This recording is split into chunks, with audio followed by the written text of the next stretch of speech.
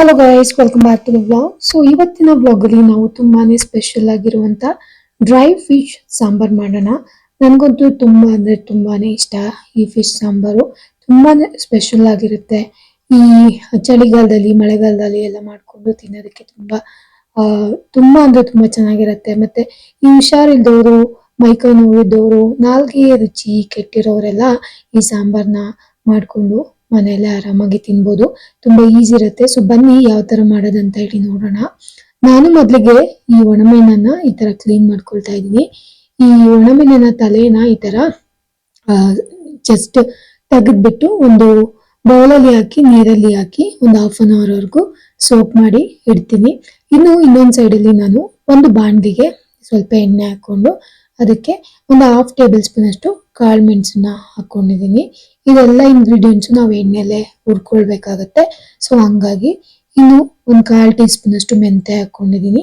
ಅದಾದ್ಮೇಲೆ ಸ್ವಲ್ಪ ಜೀರಿಗೆನ ಇದಕ್ಕೆ ಸೇರಿಸ್ಕೊಂಡಿದೀನಿ. ಒಂದು ½ ಟೀ ಸ್ಪೂನ್ ಅಷ್ಟು ಜೀರಿಗೆನ ಸೇರಿಸ್ಕೊಂಡಿದೀನಿ. ನೆಕ್ಸ್ಟ್ ಒಂದ್ 2-3 ಬ್ಯಾಡಗಿ ಮೆಣಸಿನ್ಕಾಯಿ, ಅದಾದ್ಮೇಲೆ ಒಂದ್ ಹಿಡಿಯಷ್ಟು ಕಟ್ ಮಾಡಿರುವಂತ ಕಾಯಿ, ನೀವು ತುರ್ದು ಬೇಕಂದ್ರೂ ಹಾಕೊಳ್ಬಹುದು. ಬೆಳ್ಳುಳ್ಳಿ ಒಂದು ಚಿಕ್ಕದು, ಮತ್ತೆ ಒಂದ್ ಅರ್ಧ ಇಂಚಷ್ಟು ಶುಂಠಿ, ಇದಿಷ್ಟನ್ನು ಹಾಕೊಂಡ್ಬಿಟ್ಟು ಚೆನ್ನಾಗಿ ಇದನ್ನ ಹುರ್ಕೊಳ್ಳೋಣ. ಒಣ ಕೊಬ್ಬರಿ ಬೇಕಂದ್ರೆ ನೀವು ಅದನ್ನ ಸೇರ್ಸ್ಕೋಬಹುದು ಬೇಕು ಅಂದ್ರೆ. ಇಲ್ಲ ಅಂದ್ರೆ ನಂತರ ಕಾಯಿನ ಕಟ್ ಮಾಡ್ಕೊಂಡು ಹಾಕೊಳ್ಬಹುದು. ಇನ್ನು ಇದಕ್ಕೆ ನಾನು ಈರುಳ್ಳಿನ ಸೇರಿಸ್ಕೊಳ್ತಾ ಇದ್ದೀನಿ. ಒಂದ್ ಈರುಳ್ಳಿ ಕಟ್ ಮಾಡಿರುವಂತದ್ದು, ಇದನ್ನು ಸಹ ಸೇರಿಸ್ಕೊಂಡಿದೀನಿ. ಇದೆಲ್ಲದನ್ನು ನಾವು ಎಣ್ಣೆಲ್ಲ ಫ್ರೈ ಮಾಡ್ಕೊಳ್ಳೋಣ. ಈರುಳ್ಳಿ, ಬೆಳ್ಳುಳ್ಳಿ, ಶುಂಠಿ ಇದ್ರ ಹಸಿ ವಾಸನೆ ಎಲ್ಲ ಹೋಗ್ಬೇಕು. ಇನ್ನು ಮೆಂತೆ, ಜೀರಿಗೆ, ಕಾಳು ಮೆಣಸು ಇದು ತುಂಬಾ ಅಂದ್ರೆ ತುಂಬಾ ಚೆನ್ನಾಗಿ ಈ ಮೀನ್ ಸಾಂಬಾರ್ಗೆ, ಡ್ರೈ ಫಿಶ್ ಸಾಂಬಾರ್ಗೆ ಫ್ಲೇವರ್ನ ಕೊಡುತ್ತೆ. ತಿನ್ನುವಾಗ ತುಂಬಾ ಚೆನ್ನಾಗಿರುತ್ತೆ. ಸೊ ನೀವು ಎಷ್ಟು ಫಿಶ್ನ ತಗೊಳ್ತೀರಾ ಅಷ್ಟಕ್ಕೆ ಮಸಾಲಾ ಇಂಗ್ರೀಡಿಯೆಂಟ್ಸ್ನ ಅಡ್ಜಸ್ಟ್ ಮಾಡಿಕೊಂಡು ಆ್ಯಡ್ ಮಾಡ್ಕೊಳ್ಳಿ.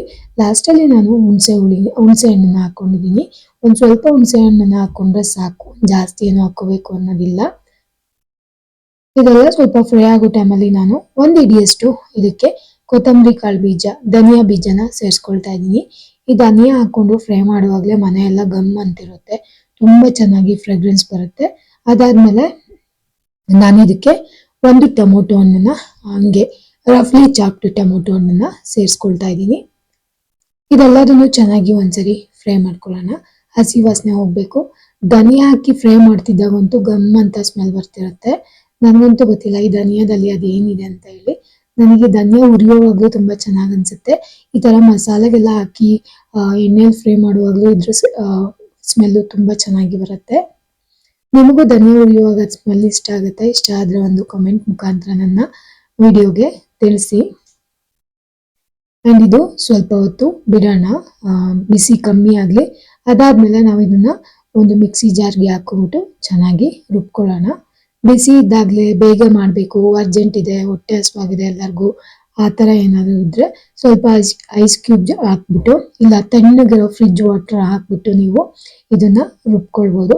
ಇಲ್ಲ ನಿಮ್ಮ ಹತ್ರ ಸ್ವಲ್ಪ ಟೈಮ್ ಇದೆ ಅಂದ್ರೆ ಅದನ್ನ ಬಿಸಿ ಆರೋವರೆಗೂ ಇಟ್ಬಿಟ್ಟು ಅದಾದ್ಮೇಲೆ ನೀವು ನಿಧಾನವಾಗಿ ನೀಟಾಗಿ ನುಣ್ಣಗೆ ಪೇಸ್ಟ್ ಮಾಡ್ಕೊಳ್ಬೋದು.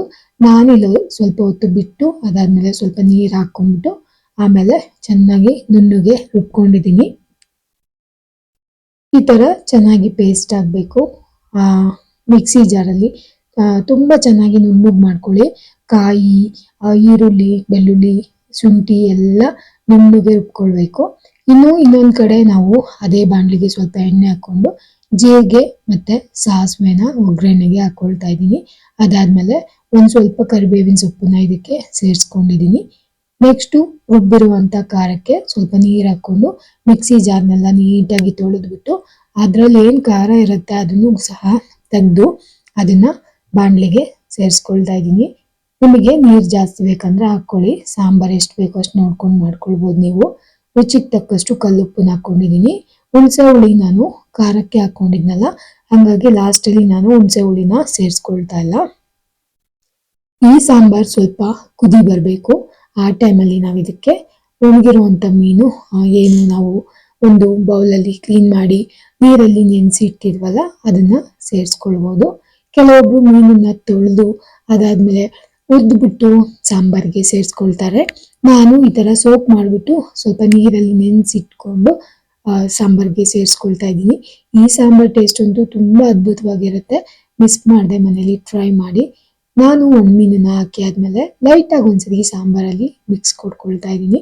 ತುಂಬಾನೇ ಚೆನ್ನಾಗಿ ಈ ಥರ ಒಂದ್ಸರಿ ಮಿಕ್ಸ್ ಮಾಡಿಬಿಟ್ರೆ ಸಾಂಬಾರು ಒಂದು 10ರಿಂದ 15 ನಿಮಿಷದವರೆಗೂ ಕುದಿಸ್ಕೊಂಡ್ಬಿಟ್ರೆ ಒಳ್ಳೆ ಡ್ರೈ ಫಿಶ್ ಮೀನ್ ಸಾಂಬಾರ್ ರೆಡಿ ಆಗಿಬಿಡುತ್ತೆ. ತುಂಬ ಅಂದರೆ ತುಂಬ ಚೆನ್ನಾಗಿರುತ್ತೆ ಗೈಸ್. ಮನೇಲಿ ಒಂದ್ಸರಿ ಟ್ರೈ ಮಾಡಿ ನೋಡಿ.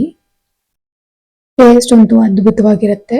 ಒಂದ್ಸರಿ ಮನೇಲಿ ಮಾಡಿ ಕಮೆಂಟ್ ಮಾಡಿ ತಿಳಿಸಿ ಹೆಂಗ್ ಬಂದಿತ್ತು ಅಂತ ಹೇಳಿ. ಈ ಫಿಶ್ ಸಾಂಬಾರು ಮಳೆಗಾಲದಲ್ಲಿ ತುಂಬ ಚೆನ್ನಾಗಿ ಅನ್ಸುತ್ತೆ.